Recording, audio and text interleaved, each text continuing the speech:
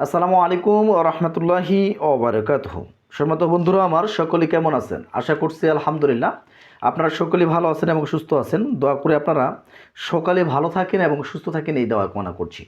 আজকে একটা গুরুত্বপূর্ণ টপিকস নিয়ে আলোচনা করব। সেই গুরুত্বপূর্ণ টপিকসটি আমাদের প্রতিটা কুরআনিক মুদাব্বিরদের সম্পর্কে জানানো উচিত। আমি কিছু লক্ষণ বলবো, এই লক্ষণগুলো সম্পর্কে জানানো উচিত। লক্ষণগুলো হচ্ছে বিয়ে বন্ধ জাদুর লক্ষণ, বিয়ে বন্ধ করে রাখার জাদুর লক্ষণগুলো। এখন বিয়ে বন্ধ থাকলে কিভাবে বুঝতে পারবেন যে এই ব্যক্তির উপরে বিয়ে বন্ধন করার বা বিয়ে বন্ধ করার জাদু করা হয়েছে? সম্মানিত হযরতগণ, এই বিবাহ বন্ধের জাদুগুলো কিন্তু জিন্নাতের পক্ষ থেকে হয়ে থাকে এবং কি অনেক সময় তান্ত্রিকের মাধ্যমে হয়ে থাকে। এখন প্রশ্ন আসতে পারে যে জিন্নাতের মাধ্যমে কিভাবে হতে পারে? যদি কোনো ব্যক্তির উপরে মহিলা কিংবা পুরুষ হোক না কেন আশিক জিনে আক্রান্ত হয়ে থাকে, আমি আবারও বলছি, যে কোনো ব্যক্তি মহিলা কিংবা পুরুষ হোক না কেন যদি আশিক জিনে আক্রান্ত হয়ে থাকে তাহলে কিন্তু ওই ব্যক্তির বিবাহ শাদীতে বন্দিশ লেগে যেতে পারে। আচ্ছা, এক, আমরা জানলাম যে জিন্নাতের পক্ষ থেকে কিভাবে বন্দিশ লেগে যায়। দুই, আমরা জানবো এখন যে তান্ত্রিকের মাধ্যমে কোনো ব্যক্তিকে বিবাহ বন্ধ করে রাখা যায়। এখন প্রশ্ন আসতে পারে যে কেন তান্ত্রিকের মাধ্যমে বিবাহ শাদী বন্ধন করে রাখা হয়? সম্মানিত বন্ধুরা আমার, অনেক সময় দেখা যায় যারা শাবালক মেয়ে কিংবা শাবালক ছেলে থাকে তাদের যদি কোনো সম্পর্কের সাথে লিপ্ত হয়ে যায়, কোনো সম্পর্কের সাথে লিপ্ত হয়ে যায়, তাহলে ওই সম্পর্ক ব্যক্তি এমন হতে পারে যে বাবা মেয়েকে বিয়ে দিয়ে দিচ্ছে, বা ওই ছেলে যারা সম্পর্ক ছিল ভালোবাসা বা প্রেম ভালোবাসার যারা সম্পর্ক ছিল, ওই ছেলের এখনও পর্যন্ত যোগ্যতা হয়নি, সে এখনও বিবাহ শাদী করতে পারতেছে না।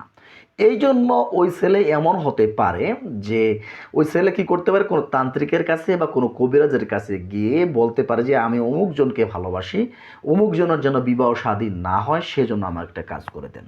এইভাবেও কিন্তু তান্ত্রিকের মাধ্যমে যে কোনো ব্যক্তির উপরে বন্দিশ লাগানো যায় বা লাগাইতে পারে। আচ্ছা, আরেকটা কথা হতে পারে যে অনেক সময় দেখা যায় যে কোনো পাড়া প্রতিবেশী এলাকার কোনো ব্যক্তির সঙ্গে আপনার ঝগড়াঝাটি লেগেছে, এই ব্যক্তি শত্রুতামি করে আপনাকে বা আপনার সন্তানকে যেন আপনি সামনে এগোতে না পারেন। এটা হতে পারে আপনার পড়ালেখার জন্য বন্দিশ হতে পারে, বিবাহ সাথীর বন্দিশ হতে পারে। এরকমভাবে বন্দিশ করার জন্য আপনাকে জাদু করতেছে বা তান্ত্রিকের মাধ্যমে জাদু করার চেষ্টা করতে পারে। এগুলো যদি এরকম যদি হয় তাহলে এভাবেই যে কোনো ব্যক্তিকে বন্দিশ লাগানো যায়। সম্মানিত বন্ধুরা, এখন এখন আমরা বুঝবো কিভাবে যে ওই ব্যক্তির উপরে সত্যই সত্যই একটি বন্দিশের বা বিবাহের বন্দিশের কোনো আলামত আছে কিংবা না?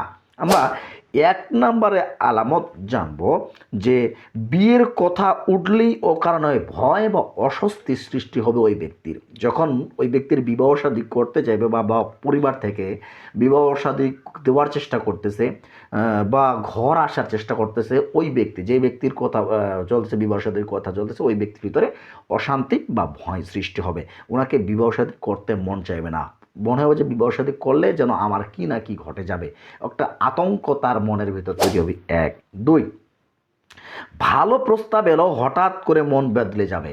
ভালো যদি প্রস্তাবও আসে ওনার বিবাহ সাথী জন, তো হঠাৎ করে মন চাইবে প্রথম অবস্থায় বিবাহ সাথী করার, পরবর্তীকালে আবার মন পাল্টে যাবে, আবার ভালো লাগবে না, যে ওই প্রস্তাবে আমি বিবাহ সাথী করবো না, এরকম ঘটনা ঘটবে। তিন, বিয়ের কথা শুনলেই রাগ, বিরক্তি বা কান্না আসবে। ওই ব্যক্তির বিয়ের কথা শুনলেই অতিরিক্ত রাগ, তার খিটখিটে মেজাজ তৈরি হবে এবং কি অটোমেটিকলি কান্না করতে থাকবে যেন উনি বিবাহ শাদী করবে না, এরকম তার ঘটনার সাথে ঘটনা ঘটবে।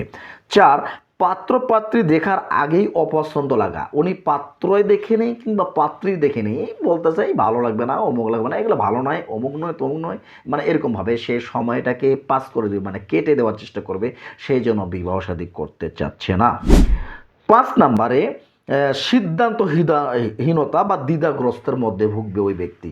ওই ব্যক্তি নিজে কোনো কাজের জন্য বা বিবাহ শাদীর জন্য সিদ্ধান্ত নিতে পারবে না, সবসময় সে দ্বিধাগ্রস্তের মধ্যে থাকবে, এরকম ঘটনা ঘটবে। ছয়, একা থাকতেই বেশি ভালো লাগবে। ওই ব্যক্তি কি হবে, একা থাকতেই ভালো লাগবে, কারো সঙ্গ ভালো লাগবে না বা বিবাহ শাদী করতে ভালো লাগবে না, তাকে একা একা সারাটা জীবন সে একা থাকতে কাটিয়ে দিবে, এরকম তার ভালো লাগা শুরু হবে। 7, আগে যাকে পছন্দ ছিল হঠাৎ করে তাকে অসহ্য লাগবে। এমন হতে পারে যে কোনো ব্যক্তির সাথে সম্পর্ক ছিল, ওই ব্যক্তিকে আর ভালো লাগতেছে না, ওই ব্যক্তিকে আর ভালো লাগতেছে না, ওই ব্যক্তিকে অসহ্য, ওই ব্যক্তির সঙ্গে অটোমেটিকলি ঝগড়াঝাটি সৃষ্টি হবে। 8, অল্প কথায় সম্পর্ক ভেঙে যাবে। যেমন ভালো কারোর সঙ্গে সম্পর্ক ছিল বা প্রেম ভালোবাসার সম্পর্ক ছিল বা বিবাহের সাথে কথা চলতেছিল, ওই ব্যক্তির সাথে হঠাৎ অতিরিক্ত ঝগড়াঝাটি লাগার পর থেকেই ওনার অল্প কথাতেই ওনার ঝগড়াঝাটি লেগে যাবে, তারপর থেকেই ওনার সম্পর্ক নষ্ট হতে শুরু করবে। 9, পরিবার থেকে বিয়ের বিষয়ে দূরে সরে যাওয়া। ওনার পরিবার যদি বিবাহের সাথে কথা বলে সবসময় উনি দূরে চলে যাওয়ার চেষ্টা করবে, বিবাহের সাথে যেন করতে চাচ্ছে না বা করতে চায় না। 10, বিয়ে নিয়ে ভয়ঙ্কর স্বপ্ন দেখা।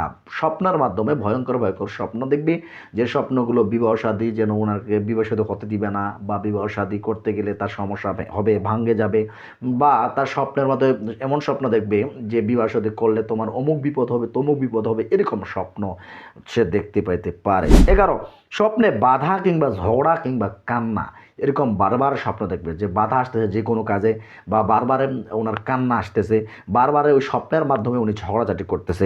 12, রাতে অশান্ত ঘুম, ঘন ঘন ঘুম ভাঙ্গা, ওনার ঠিকমতো বিশেষ করে ঘুম হবে না, বা যদিও ঘুম আসে, অল্প একটু ঘুম হলো সঙ্গে সঙ্গে চমকে উঠবে, সঙ্গে সঙ্গে চমকে উঠবে, অল্পতেই ঘুম ভেঙে যাবে, আর ঘুম ভেঙে গেলে আর ঘুম ধরতে চাইবে না।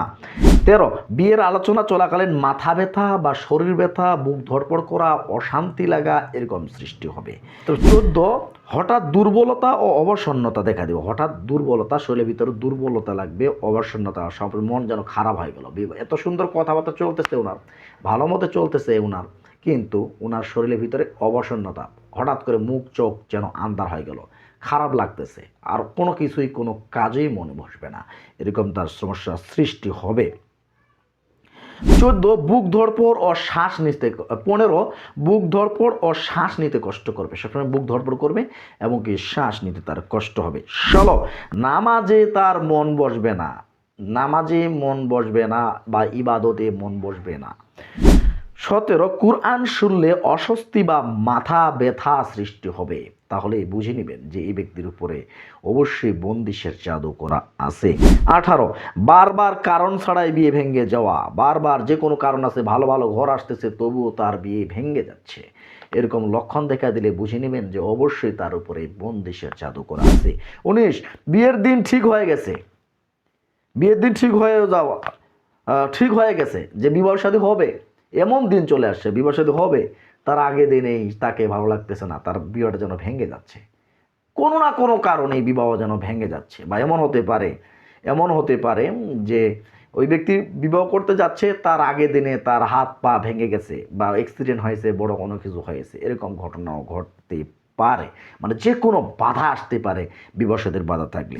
20, পরিবারে হঠাৎ ঝগড়া বৃদ্ধি। পরিবারের মধ্যে একের পর একটা ওই বিবাহের সাথে কথা আসলেই ঝগড়াঝাটি সৃষ্টি হবে, হঠাৎ করে ঝগড়াঝাটি সৃষ্টি হবে।